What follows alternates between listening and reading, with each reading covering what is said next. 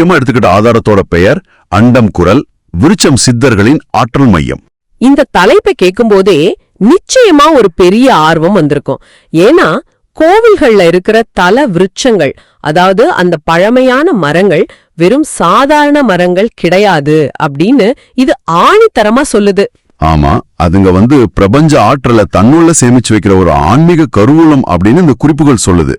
இதை இன்னும் எளிமையா சொல்லணும்னா, நம்ம அன்றாட பயன்பாட்டில் இருக்கிற கருவிகளுக்கு எப்படி ஒரு பேட்டரி இருக்கோ அதே போல இந்த மரங்கள் ஒரு ஆன்மீக பேட்டரி மாதிரி செயல்படுது. ஆன்மீக பேட்டரி கேட்கவே ரொம்ப சுவாரஸ்யமா இருக்கு. சரி, இதை விரிவா பாப்போம்.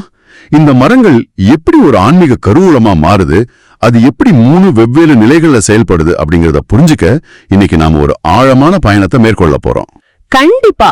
அந்த 3 நிலைகள்ல முதல் நிலை அப்படிங்கிறது சித்தர்களின் தவம் சம்பந்தப்பட்டது இல்லையா? ஆமா, ஒரு மரம் எப்படி தந்த ஒரு ஆற்றல் மையமா மாத்திக்க தொடங்குது அப்படிங்கறத பத்தி இந்த குறிப்புகள் என்ன சொல்லுது? நான் இந்த ஆதாரங்களை முழுமையா படிச்சு பார்த்தப்போ இதுல ரொம்ப ஆச்சரியப்பட வைக்கிற விஷயம் என்னன்னா, ஒரு மரம் அப்படிங்கிறது வெறுமனே காற்று சுவாசிச்சு